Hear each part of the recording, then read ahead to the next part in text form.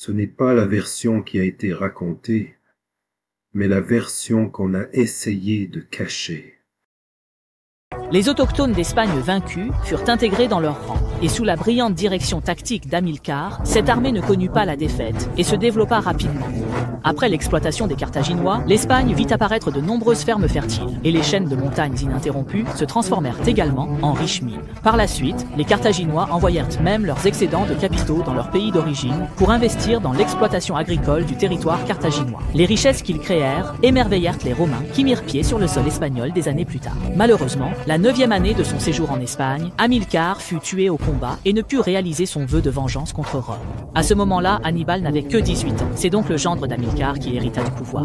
Bien qu'il fût son gendre, il s'appliqua avec le plus grand sérieux à consolider l'œuvre de son beau-père, ce qui joua un rôle crucial dans la future expédition d'Hannibal contre Rome. Après plusieurs années de règne en Espagne, le beau-frère d'Hannibal fut assassiné par l'un de ses propres serviteurs, et c'est alors Hannibal, âgé de 26 ans, qui lui succéda. Dès sa 2e année de règne, il déclencha la Seconde Guerre punique. À ce moment-là, nous sommes en l'an avant JC, soit plusieurs années après la fin de la Première Guerre punique. Mais que faisaient donc les Romains pendant toutes ces années ? Beaucoup de gens savent que la Rome antique a existé pendant de nombreuses années. Mais au fil de ces années, bien que l'on parle toujours de Rome, son histoire se divise en 4 époques totalement différentes.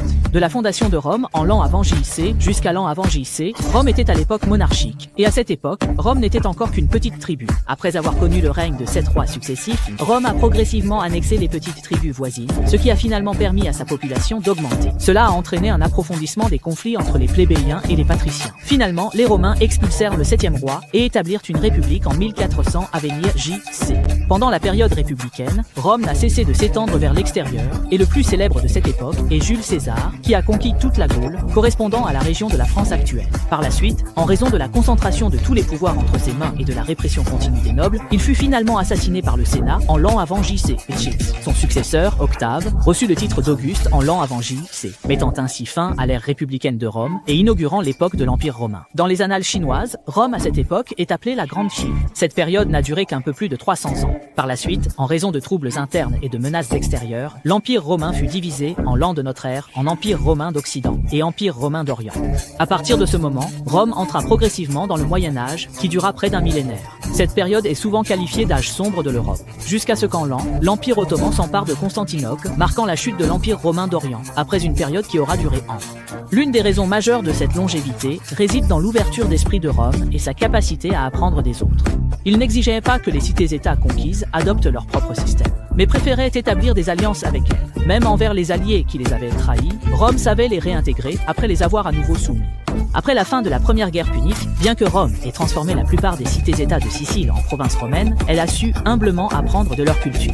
Les Romains engageaient ces personnes comme précepteurs et envoyaient leurs propres enfants étudier en Sicile. Cette attitude humble facilitait également l'acceptation par les peuples conquis. De plus, les terres de Sicile étaient plus propices à la culture, avec de hauts rendements et des prix bas. L'agriculture, rare en Italie, perdit vite compétitivité. C'est à partir de cette période que Rome commença à remplacer la culture du blé par celle de la vigne et de l'olivier. La Sicile, placée sous le contrôle des provinces, est progressivement devenue le grenier à blé d'Europe. Entre la fin de la Première Guerre punique et le début de la Deuxième, il s'est écoulé 23 ans, durant lesquels Carthage n'a cessé de se développer et de se renforcer, tandis que Rome n'a profité de la paix que pendant moins de 10 ans. Les portes du temple de Janus se sont alors de nouveau ouvertes, car la guerre avait recommencé. Cette fois-ci, la cible était la péninsule grecque, et la cause en était les pirates de la mer Adriatique, qui menacèrent gravement les intérêts des alliés romains de la péninsule italienne. Autrefois, c'était le royaume d'Épire qui s'occupait d'éliminer ces pirates. Mais aujourd'hui, le royaume d'Épire est en déclin, et le royaume de Macédoine, plus puissant, n'a pas le temps de s'en occuper. Il ne restait donc plus que Rome pour intervenir. Ces pirates étaient principalement issus des Illyriens, c'est-à-dire de la région correspondant aujourd'hui à l'Albanie.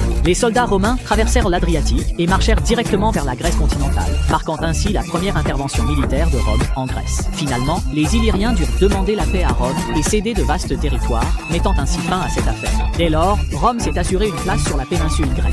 Désormais, la sécurité au sud et à l'ouest était garantie, mais les Gaulois du nord restaient toujours prêts à passer à l'action. Les Gaulois ne savaient pas qu'ils pouvaient subvenir aux besoins d'une population croissante en augmentant les revenus. À chaque fois qu'une famine survenait, ils envoyaient leur armée en éclaireur, puis procédaient à une migration massive de toute la population. Auparavant, les attaques gauloises contre Rome avaient été repoussées. En 225 avant JC, cette fois, c'était différent. Les Gaulois venus des Alpes avaient formé une communauté. Ils rassemblèrent une armée de 70 000 hommes et commencèrent à descendre vers le sud. Rome, avec ses alliés, organisa une légion de plus de 50 000 hommes pour les affronter. Ce nombre de soldats signifiait que Rome avait mobilisé toutes ses forces actives disponibles pour cette année-là. Le combat entre les deux camps fut d'une intensité exceptionnelle, mais c'est encore Rome qui l'emporta. Comme par le passé, l'armée gauloise fut extrêmement féroce au début de la bataille. Mais au fil du temps, elle ne tint plus le coup. Lors de cette bataille, plus de 40 000 soldats gaulois furent tués, plus de 10 000 furent capturés, et les survivants s'enfuirent vers le nord du Pô. Un an plus tard, les deux consuls romains menèrent à nouveau 4 légions vers le nord. Ils franchirent le Rubicon et continuèrent à attaquer les Gaulois. Bien que les Gaulois aient rassemblé de nouvelles troupes venues en renfort après avoir franchi les Alpes, ils ne purent toujours pas vaincre Rome. Finalement, Rome alla jusqu'à occuper le bastion des Gaulois au sud des Alpes, c'est-à-dire la région de l'actuel Milan. Au cours de cette bataille, un chef de tribu gaulois défia même les deux consuls romains en duel singulier. Et c'est finalement le consul romain Marcellus, alors âgé de 48 ans, qui l'emporta. Grâce à cet épisode, des années plus tard, lors de la guerre contre Hannibal, Marcellus fut même surnommé l'épée de l'Italie.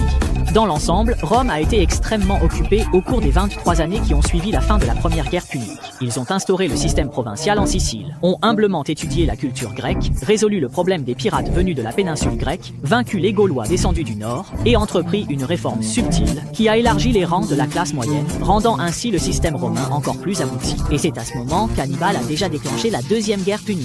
Hannibal est l'un des 4 plus grands commandants militaires de l'histoire européenne, les 3 autres étant Alexandre le Grand, Jules César et Napoléon. L'exploit d'Hannibal, qui mena son armée à traverser les Alpes pour envahir la péninsule italienne, est considéré comme un véritable miracle militaire de l'Antiquité. Il est aussi salué par de nombreux experts militaires comme le père de la stratégie. Pendant la première guerre punique, c'était justement l'enfance d'Hannibal. Il fut témoin de la défaite de Carthage face à Rome. Mais peu de temps après la signature du traité de paix, Rome viola l'accord et s'empara de 2 îles importantes, la Corse et la Sardaigne, qui appartenaient à Carthage. Plus tard, sous prétexte de lutter contre la piraterie, Rome envahit également l'Espagne par le nord.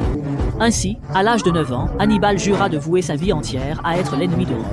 En 219 avant J.C., Hannibal était déjà un jeune homme de 28 ans. Il était temps pour lui d'accomplir le serment qu'il avait fait dans sa jeunesse. Il attaqua d'abord la ville de Sagonte, située sur la côte est de l'Espagne. La position de la ville de Sagonte était très délicate. Le traité entre Rome et Carthage stipulait clairement que l'expansion carthaginoise en Espagne ne devait pas dépasser le nord de l'Èbre. Sagonte se trouvait au sud de l'Èbre, mais elle était justement une cité alliée de Rome. Peut-être que cette ville était trop petite, au point que Rome l'avait négligée lors de la signature du traité. Hannibal attaquait maintenant des villes situées au sud de l'Èbre, il affirmait donc ne pas avoir violé le traité. Sagonte, attaqué, envoya d'urgence des émissaires à Rome pour demander de l'aide. Une cité alliée se faisait malmener, et Rome ne resterait jamais les bras croisés. Mais à ce moment-là, Rome était déjà empêtrée avec les Gaulois au nord, et n'avait vraiment pas les moyens de lancer une expédition en Espagne. Rome décida donc de résoudre le problème de Sagonte par la voie diplomatique. Face aux émissaires romains, Hannibal ne donna pas de réponse directe. Il alla même jusqu'à menacer les envoyés romains en disant « Si vous continuez à rester ici, je ne peux pas garantir que mes soldats, enragés par le combat, ne s'en prendront pas à vous. » Les émissaires romains se rendirent ensuite sur le territoire africain de Carthage pour exprimer une vive protestation contre le comportement d'Hannibal. Mais Hannibal avait déjà envoyé des messagers pour s'entendre avec les autorités de Carthage, si bien que les émissaires romains n'obtinrent toujours pas de réponse satisfaisante. Après délibération, le Sénat envoya de nouveau une délégation prestigieuse à Carthage pour protester, mais cette protestation resta également sans effet. Ainsi, après 8 mois d'attente, la ville de Sagonte tomba, et tous les habitants survivants furent réduits en esclavage. Hannibal partagea également une partie des bénéfices obtenus à Sagonte avec les autorités de Carthage. Lorsque Rome apprit cette nouvelle, elle décida enfin de déclarer la guerre à Hannibal. De nombreux historiens estiment que, bien qu'Hannibal soit considéré comme le plus brillant tacticien de cette époque, son talent se limitait aux grandes batailles rangées et il n'excellait pas dans les sièges de ville. En effet, Sagonte était une ville très petite, mais Hannibal y a pourtant consacré 8 mois. Mais il se pourrait aussi qu'Hannibal ait délibérément fait traîner les choses afin de pousser Rome à lui déclarer la guerre en premier. Ainsi, il n'aurait pas violé le traité et pourrait envahir Rome ouvertement. En mai 218 avant J.C., Hannibal, alors âgé de 29 ans, rassembla une grande armée et donna le coup d'envoi à la deuxième guerre punique. L'exploit d'Hannibal, qui mena sa grande armée et ses éléphants à traverser les Alpes, est connu même de ceux qui ne s'intéressent pas à l'histoire. Mais tout le monde se demande pourquoi Hannibal a choisi un itinéraire aussi difficile pour sa marche militaire. Peut-être qu'Hannibal n'avait pas d'autre choix, car la première guerre punique avait déjà prouvé qu'il était tout simplement impossible de vaincre Rome en combattant en dehors de l'Italie. Pour remporter la victoire, il fallait que le champ de bataille soit au cœur même du territoire romain. Or, à l'exception du nord, Rome disposait de vastes zones tampons stratégiques. Au sud, la Sicile, à l'ouest, la Corse et la Sardaigne. Et à l'est, la péninsule grecque comptait aussi des territoires romains. Il ne restait donc plus que le nord. Puisque les Gaulois avaient franchi les Alpes vers le sud, il était certain qu'il pouvait aussi mener son armée à travers ces montagnes. De plus, les Gaulois étaient ennemis de Rome. En s'y rendant, il pourrait aussi rallier les Gaulois à sa cause pour combattre Rome ensemble. Cependant, Hannibal n'était pas un idéaliste. Il avait depuis longtemps anticipé les difficultés, dangers de ce trajet et s'était donc préparé soigneusement. Sa préparation consistait à sacrifier la vie de plusieurs dizaines de milliers de mercenaires en chemin.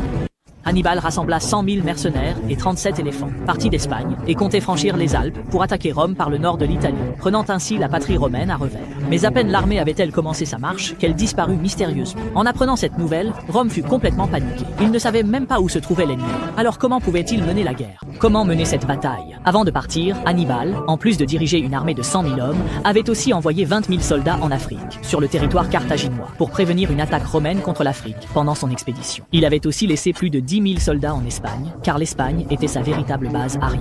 De l'autre côté, lorsque Rome apprit qu'Hannibal avait déjà levé ses troupes, elle fut extrêmement choquée. Bien que ce soit Rome qui ait déclaré la guerre à Hannibal, elle ne s'attendait pas à ce que Hannibal agisse aussi rapidement. Elle décida donc en urgence de retirer les 4 légions qui faisaient face aux Gaulois dans le nord de l'Italie. Les 2 consuls prirent chacun la tête de 2 légions. L'un marcha vers la Sicile, l'autre vers l'Espagne. Car les Romains pensèrent que le champ de bataille se situerait forcément en Sicile et en Espagne. Quant à la menace des Gaulois, ils n'avaient d'autre choix que de reformer 2 nouvelles légions pour les affronter. Cependant, lorsque le consul Sempronius arriva en Sicile, il constata que la situation était calme sur le territoire carthaginois en Afrique. Bien qu'il y eût 20 000 mercenaires, ceux-ci se promenèrent dans les rues sans montrer aucun signe de vouloir engager le combat. Néanmoins, il ordonna à ses soldats de rester en alerte maximale et de renforcer la surveillance le long des côtes siciliennes. L'autre consul Cornelius, qui se rendait en Espagne, était déjà arrivé à Marseille avec sa flotte. Soit dit en passant, le fils de Cornelius n'était autre que le futur Scipion l'Africain, celui qui vaincra plus tard Hannibal. Mais à ce moment-là, il apprit qu'Hannibal avait traversé les Pyrénées, puis avait mystérieusement disparu. Auparavant, Rome pensait qu'Hannibal rassemblait ses troupes pour conquérir toute l'Espagne. Mais à présent, il ne comprenait plus du tout le but de cette manœuvre d'Hannibal. Cornelius envoya 300 cavaliers pour rechercher la trace de l'armée d'Hannibal, tandis que le gros des troupes attendait à Marseille avant de localiser l'ennemi. En réalité, Hannibal faisait exprès de disparaître, afin que l'ennemi ne puisse pas deviner ses véritables intentions. Ce n'est qu'en prenant l'ennemi totalement au dépourvu qu'il pouvait obtenir l'effet de surprise. Avant de franchir les Pyrénées, il laissa plus de 10 000 soldats pour garder cette région, car une fois enfoncé en territoire ennemi, l'approvisionnement en vivres deviendrait le plus grand défi. Il était donc indispensable de sécuriser cette importante route de ravitaillement. De plus, il annonça généreusement que les soldats ne souhaitant pas partir pour l'Italie lointaine pouvaient se retirer dès maintenant. Ainsi, après avoir franchi les Pyrénées, son armée de 100 000 hommes ne comptait plus que 50 000 fantassins, 9 000 cavaliers et 37 éléphants. En d'autres termes, les effectifs avaient été réduits de moitié. Une fois les Pyrénées traversées, ils pénétrèrent dans la région correspondant à la France actuelle, c'est-à-dire la Gaule de l'époque. Il y a plus de 2000 ans, cette région n'était pas une vaste étendue de terre cultivée, mais une forêt dense et de grands marécages. Ainsi, même une armée de 50 000 hommes pouvait avancer sans soulever de poussière. De plus, Hannibal fit exprès un grand détour à l'intérieur des terres pour éviter les cités alliées de Rome sur la côte. C'est la raison pour laquelle l'armée d'Hannibal semblait avoir disparu. Au cours de sa marche, Hannibal se retrouva face au Rhône, avec de l'autre côté des Gaulois aux aguets, et à seulement 150 km en aval se trouvait Marseille, où campait l'armée romaine. Hannibal ordonna d'abord à une unité de cavalerie de contourner par l'amont pour éliminer les Gaulois de l'autre rive, puis il envoya 500 cavaliers en aval pour faire une reconnaissance, avant de donner l'ordre à l'armée principale de traverser le fleuve. Il fallait faire traverser plus de 50 000 soldats et chevaux, ainsi que des chariots de ravitaillement et des éléphants, ce qui représentait une difficulté immense. Heureusement, la région ne manquait pas de bois. Ils ont d'abord construit 2 palissades en amont et en aval du fleuve pour ralentir le courant, puis ils ont fabriqué des radeaux pour traverser la rivière. Malgré cela, après la traversée, il ne restait que 46 000 hommes sur les 59 000 de la grande armée. Rien qu'en traversant la rivière, 13 000 hommes avaient péri. Mais Hannibal ne s'en inquiéta pas, il l'avait prévu. Par ailleurs, 500 cavaliers partis en reconnaissance sont tombés sur 300 cavaliers romains venus en patrouille, et un affrontement a éclaté entre les 2 camps. Dès lors, Rome a enfin pris l'initiative. À partir de ce moment, Rome a enfin localisé la position de la grande armée d'Hannibal. Lorsque le consul Cornelius est arrivé, il a appris qu'Hannibal avait déjà traversé la rivière 3 jours plus tôt et qu'il avançait sans relâche vers les Alpes. Cornelius eut soudain une révélation et comprit enfin les véritables intentions d'Hannibal. Il voulait en fait franchir les Alpes pour attaquer Rome depuis le nord de l'Italie. Mais comprendre cela ne servait plus à rien, car la majorité de ses troupes étaient des fantassins, et il était impossible de rattraper Hannibal après 3 jours de marche. À présent, Cornelius se retrouvait face à un dilemme. Soit il ramenait ses troupes à Rome pour affronter Hannibal qui descendait des Alpes, mais les 2 légions qu'il avait avec lui ne comptaient qu'un peu plus de 20 000 hommes, et en plus, il avait déjà envoyé de nombreux soldats en chemin pour repousser les Gaulois qui rôdèrent dans les environs, ce qui faisait que ses effectifs étaient insuffisants. L'autre option était de marcher directement vers l'Espagne pour détruire le quartier général d'Hannibal, et de laisser le consul Sempronius qui se trouvait en Sicile retourner affronter Hannibal. Mais Sempronius était à l'extrême sud de la Sicile. Et pour revenir au nord, la distance était trop grande. Selon les délais, il n'aurait pas le temps d'arriver. De plus, on ne savait pas si les forces carthaginoises d'Afrique allaient lancer une attaque contre la Sicile. Alors, que devait-il faire pour surmonter cette crise à Rome? Hannibal est le général le plus impressionnant que j'ai jamais vu. Il a mené plus de 100 000 hommes dans sa marche vers Rome. Après avoir franchi une montagne, il ne lui restait plus qu'un peu plus de 50 000 hommes. Puis, après avoir traversé une rivière, il en a encore perdu 13 000. Lorsqu'il a finalement franchi les Alpes et atteint l'Italie, il ne lui restait plus que 26 000 hommes. Mais Hannibal n'était pas du tout inquiet, car dès le départ, il n'avait jamais eu l'intention d'emmener tous ses hommes jusqu'en Italie. Il voulait utiliser toutes les épreuves de la route pour sélectionner les soldats les plus aguerris.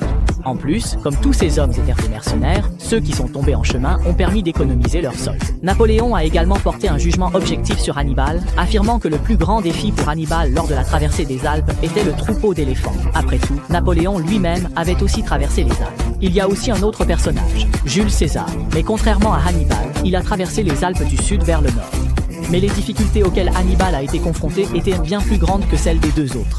Lorsqu'il est arrivé au pied des Alpes, ce n'était pas la montagne imposante devant lui qui affectait le moral de son armée, mais les Gaulois hostiles qui les entouraient.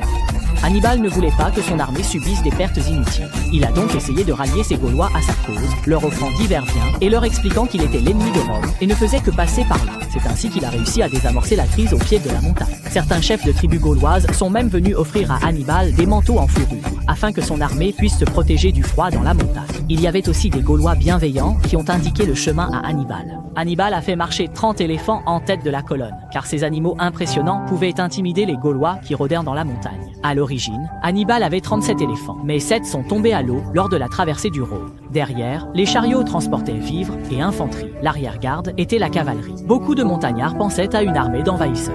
Depuis les falaises, ils lançaient des pierres sur la grande armée, tendèrent des embuscades et lorsque les troupes approchaient, tirèrent des flèches. Chaque fois qu'une telle situation se produisait, Hannibal était en première ligne. Bien qu'ils gravissèrent la montagne en septembre, des flocons de neige tombaient déjà sur les sommets. Les éléphants, mal à l'aise dans ces conditions, refusaient d'avancer en danger, forçant l'infanterie à les pousser. Pire, la montagne n'offrait qu'un sentier étroit. De l'autre côté, un précipice vertigineux. Les éléphants qui glissaient et les chariots de ravitaillement qui basculaient disparaissaient aussitôt au fond de la vallée. Les cris déchirants et incessants faisaient frémir les soldats à l'arrière et sur la route.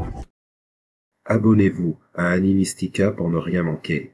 Likez, partagez et rejoignez-moi tout de suite pour un nouveau voyage dans l'histoire.